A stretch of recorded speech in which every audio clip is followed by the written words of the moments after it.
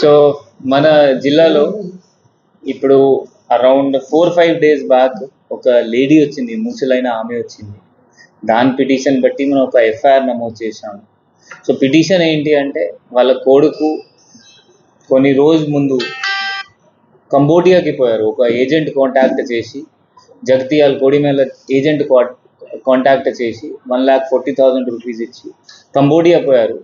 అతని పాస్పోర్ట్ అక్కడ కంపెనీ తీసుకున్నారు, గుంజుకున్నారు. మళ్ళీ రిటర్న్ అక్కడ నుండి బయట పంపట్లేదు.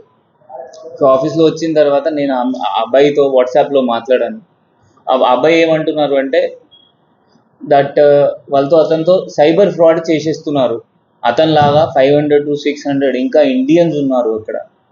దాంతో వాళ్ళతో కలిపి వీళ్ళకి ఇండియన్స్ నంబర్ ఇస్తున్నారు, ఒక కాల్ సెంటర్ లాగా పెట్టి వాళ్ళ ఫ్రాడ్ చెప్పిస్తున్నారు.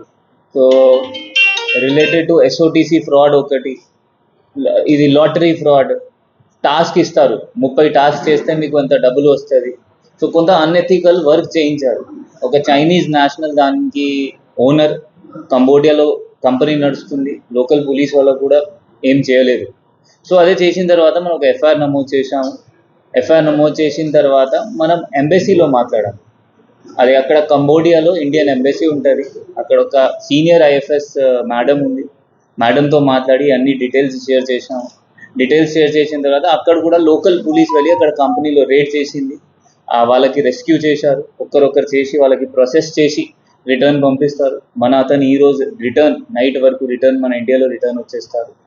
ఈ ఫ్రాడ్ తర్వాత తెలిసిన తర్వాత ఏజెంట్ పట్టుకున్నాము మనం.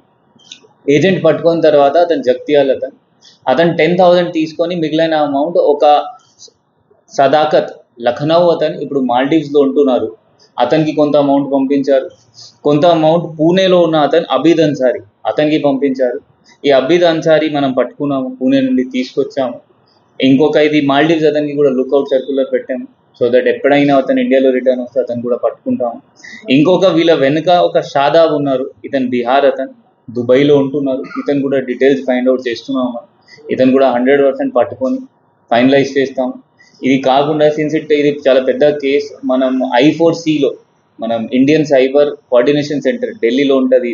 దానిలో ఒక రాజేష్ కుమార్ సార్, మన తెలంగాణ కార్డర్ ఐపీఎస్ ఆఫీసర్, వాళ్ళకి కూడా డీటెయిల్స్ పంపడం జరిగింది. ఈ కేసు సైబర్ సెక్యూరిటీ బ్యూరోకి కూడా మనం రెఫర్ చేస్తాము. జనాలతో మనవి ఏంటి అంటే, మీరు ఏజెంట్స్కి మోసపోకండి. వాళ్ళు మీకు ఏమైనా చెప్పి పంపిస్తారు, అక్కడ మంచి జాబ్ ఉండదు.